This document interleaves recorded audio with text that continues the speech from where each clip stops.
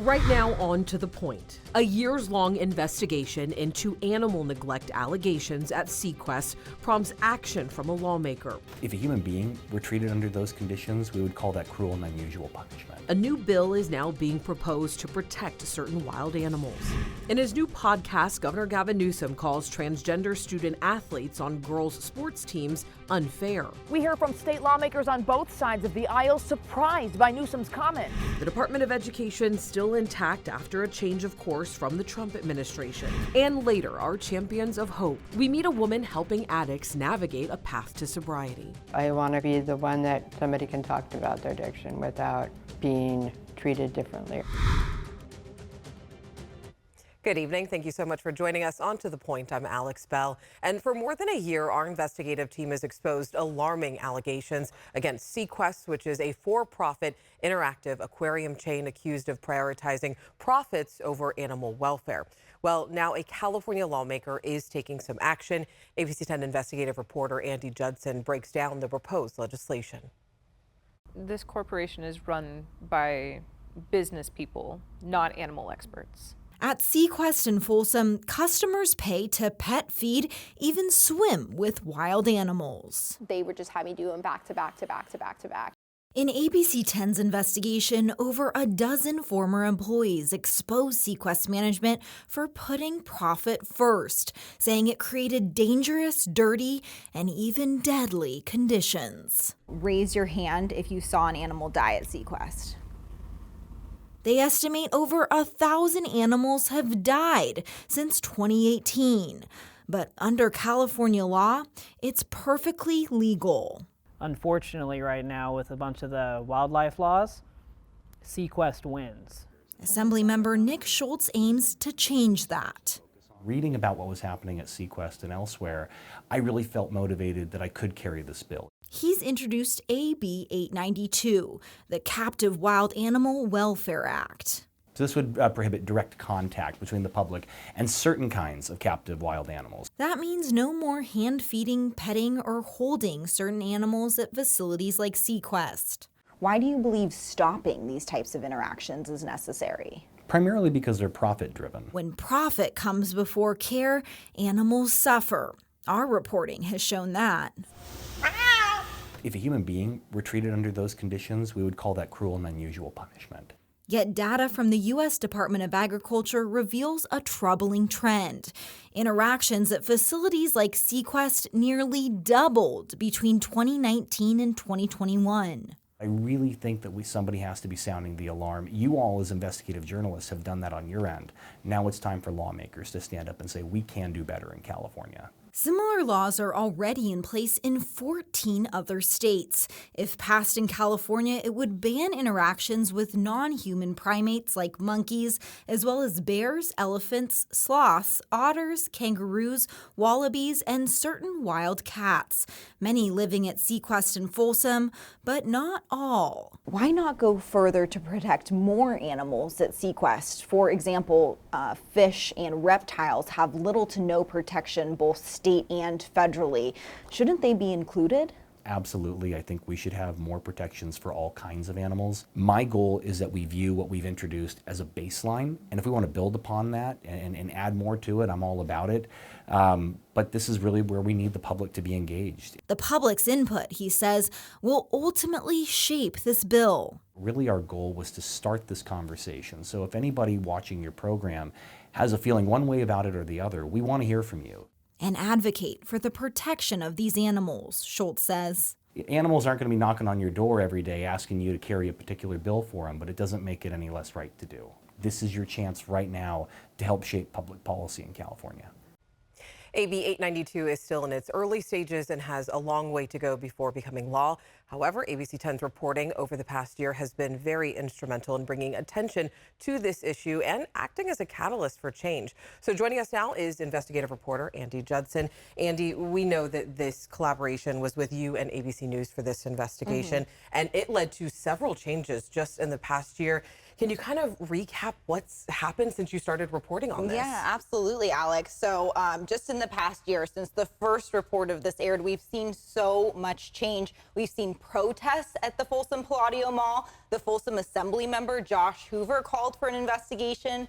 Sequest CEO Vince Cavino stepped down, and Sequest also filed for bankruptcy. So their bankruptcy filing showed they owed rent to the Palladio Mall and also have not paid several employees in the Sacramento area. Despite this, they're still operating in Folsom and animals remain there. However, other Sequest facilities have recently shut down, including in Texas and Minnesota, Alex. And as we heard, Assemblymember Schultz said that this bill will be shaped by public input, public voices. If people do want to have their voices heard, who can they reach out to? How can they share that information? Yeah, that's the question, right? You can write, you can call into his office, he said, but ultimately for this to become law, it will need the votes of other lawmakers. So he encouraged the public to call your own representative, your assembly member or your senator, and let them know your thoughts on AB 892. Alex. All right, Andy, thank you so much. As always, we appreciate the update. And I want to mention, you can catch all of Andy's investigative reporting on Sequest right now on the ABC 10 Plus TV streaming app. That app is free to download straight to your TV. All right, Governor Gavin Newsom is facing backlash from his own party after making comments on his new podcast about transgender student athletes. ABC 10's Becca Hobbecker joins us in studio now to break down exactly what he said. Becca. Yeah, Alex, Governor Newsom, a longtime champion of LGBTQ rights, called transgender athletes on girls' and women's sports teams unfair. He made those comments on the premiere episode of his new podcast, which launched today, and lawmakers and activists are now reacting. That's my humble opinion. In the first episode of his new podcast called This is Gavin Newsom, the governor spoke with conservative activist, author, and media personality Charlie Kirk. It's easy to just call it kind of a book ban. Kirk brought up the topic of trans athletes in high school girls' sports and asked the governor if he'd do anything about it. Would you say no men in female sports? Well, I think it's an issue of fairness. I completely agree with you on that. Newsom then added more context to his position. There's also a humility and a grace that these poor people are more likely to commit suicide, have anxiety and depression. And the way that people talk down to vulnerable communities is an issue that I have a hard time with as well. So both things I can hold in my hand. State lawmakers on both sides of the aisle tell us they're surprised by Newsom's remarks. We've been saying this for years, and I'm stunned today he's actually admitted it. But I just don't know if it's genuine or not, because he's not just some political commentator, he's the governor. So he actually has the ability to change this policy, and I don't think he's going to change the policy. Republican Assemblymember Bill Asaley points to a bill he introduced, which would require students to play on sports teams and use bathrooms consistent with their sex assigned at birth. He thinks Newsom's podcast comments won't translate into action. He could issue an executive order right now to end this policy in California, but he's not going to do it. Democrats and LGBTQ advocates oppose Newsom's stance. We, Equality California, are deeply disappointed and angered by the governor's comments. Transgender youth, like all youth, as we said many times, deserve dignity, respect, and the opportunity to participate in sports without fear of discrimination. The California Legislative LGBTQ Caucus issued a statement saying, in part, sometimes Gavin Newsom goes for the profile and courage, sometimes not. We woke up profoundly sickened and frustrated by these remarks. All students deserve the academic and health benefits of sports activity, and until Donald Trump began obsessing about it, playing on a team consistent with one's gender has not been a problem since the standard was passed in 2013. They're referring to a California law that allows student athletes to play on a sports team consistent with their gender identity. The governor's office tells ABC 10 in California's 5.8 million student K-12 public school system, the number of transgender student athletes is estimated to be in the single digits. And the NCAA's president has said fewer than 10 college athletes nationwide are believed to be openly transgender. Some critics have said today Newsom's moderating of his stance adds fuel to the speculation of his eventual possible run for president. We reached out to the governor's office for response to the backlash. A spokesperson directed us back to the governor's comments on the podcast and pointed to his years-long record of protecting and expanding rights and protections for the LGBTQ community. All right, stay with us. Still ahead on To the Point. The Department of Education spared from the chopping block. The reason behind the president's change of course. And this weekend is going to be very nice. We get a pause in the rain and the snow, but more is on the way next week. I've got the forecast coming up. Empty buildings and vacant lots bringing some crime, fires, and safety concerns. That's the fear, is that some of these beautiful buildings will burn down. How one city is cracking down on property owners.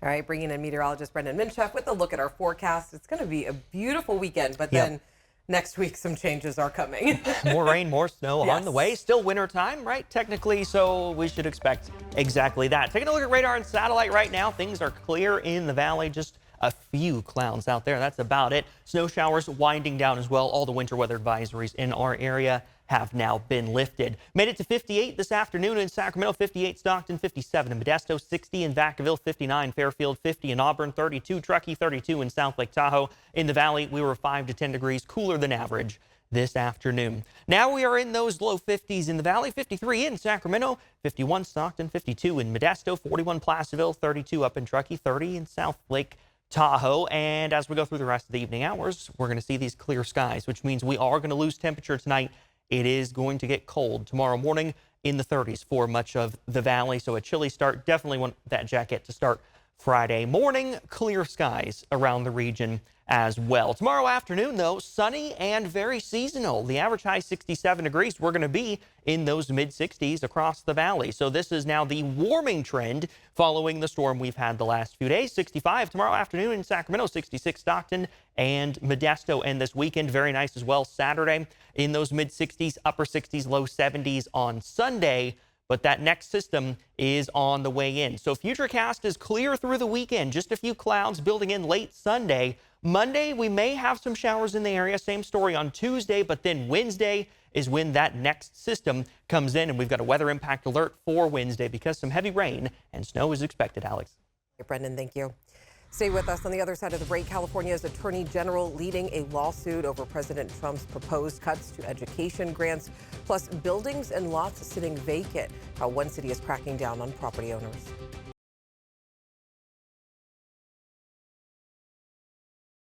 President Donald Trump's plan to dismantle the Department of Education is on hold. He was scheduled to sign an executive order today, but reversed course. Sources say it's because of concerns about backlash, specifically how closing the agency would impact resources for students like the school lunch program. Educators are calling this a major win, but Democrats believe the administration will still go forward with a plan. We may not know when, but we absolutely do know Trump is preparing to ask the Department of Education to slam every door they can in the face of our students. Now, if the administration eventually goes forward with this order, Congress would have to approve the closure of the agency that it created. And as part of his overhaul of the Education Department, President Trump cut $600 million in grants to teachers' training programs. $148 million of that grant money was earmarked for California to help in the state's ongoing teacher shortage. So the programs are designed to train teachers in rural and urban communities and teaching harder to fill positions like math and science.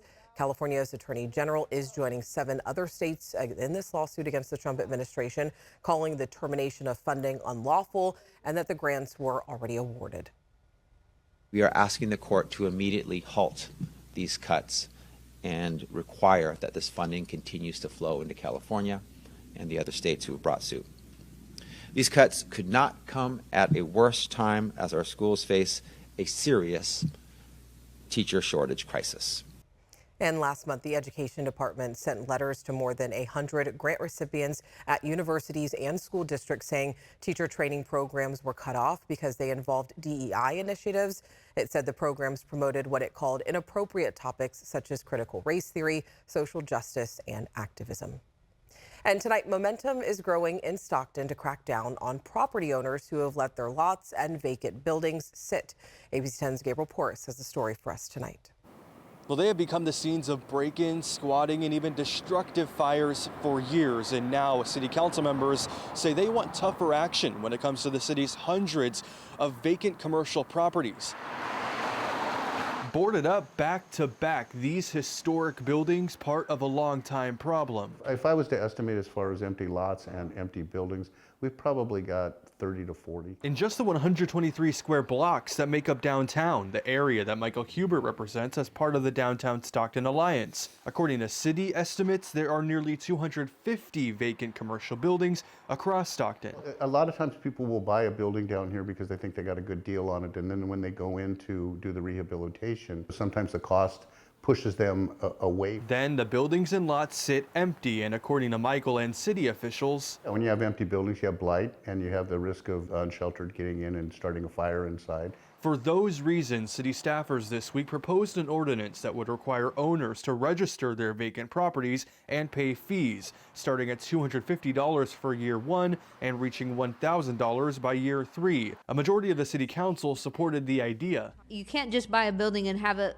be derelict in our community. But council members stopped short of approving it for one reason. Yeah, $250 isn't going to cover much. I think that we need to have it be higher. City staffers were asked to raise the proposed fees and bring it back for a likely approval. Downtown leaders say they agree. $250 is way too low. That doesn't move the needle. Michael and Stockton council members now hoping to produce downtown diamonds through financial pressure. You know, that's the fear, is that some of these beautiful buildings will burn down. That's not what we want. We want a beautiful, thriving downtown. In Stockton, Gabriel Porras, ABC 10. Council members also asked city staffers to include an option for vacant property owners to sell or donate their land instead of paying those fees. All right, in this week's Champions of Hope, we're going to introduce you to a woman who is on a mission to break the stigma of addiction and help save some lives.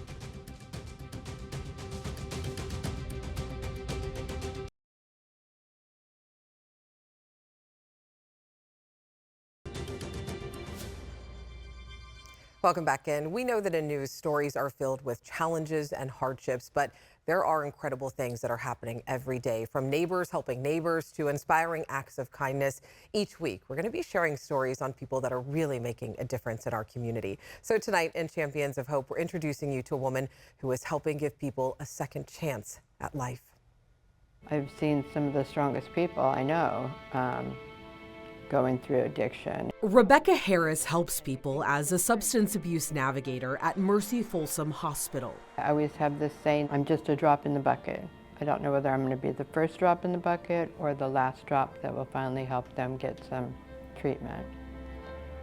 But at least I can be that drop in the bucket. Her career as a drug and alcohol counselor is more of a calling and a lifeline for patients like one woman who we'll call Tracy to protect her identity. I think it was the third time I had been in here. She said, if you don't get help, you are going to die. Rebecca met Tracy at the hospital. Tracy was struggling with alcohol addiction for more than a decade. Once you think you have control over your disease is the second you don't have control over your disease. A trip to the hospital was Tracy's first drop in the bucket. I truly had to be hospitalized in order to not die. My body was failing, my liver was failing. Unfortunately, that's not what took me down to getting sober. I had to do it 2 more times.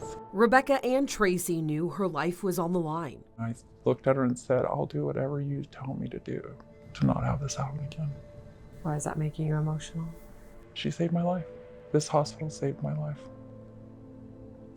You don't get to get cirrhosis 3 times and get out again. Addiction is considered a medical disease. We got to treat them with the same respect. You got to have that empathy. Empathy, something Rebecca carries with her to each patient, reflecting on her own past. I myself suffered from a very traumatic childhood and started using substances very young in my life. I remember going to the hospital when I was in my addiction and being scared to death to talk to the doctor or anybody about it. Rebecca's recovery leading to her calling. I want to be the one that somebody can talk about their addiction without being treated differently.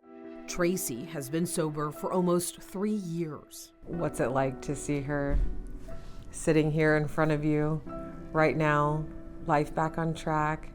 I think she is a beaming reminder to me that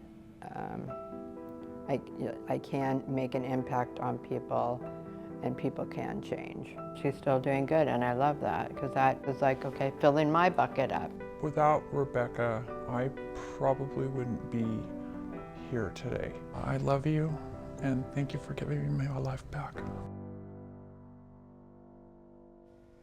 Look, I know that there are so many more stories waiting to be told. So if you know someone who is making a difference, no matter how big or how small, I would absolutely love to hear about it. You can always share your story with me by emailing our team at tothepoint@abc10.com. Together, we can keep spreading a little bit of positivity, one story at a time. As always, thank you so much for watching and for inviting us into your home.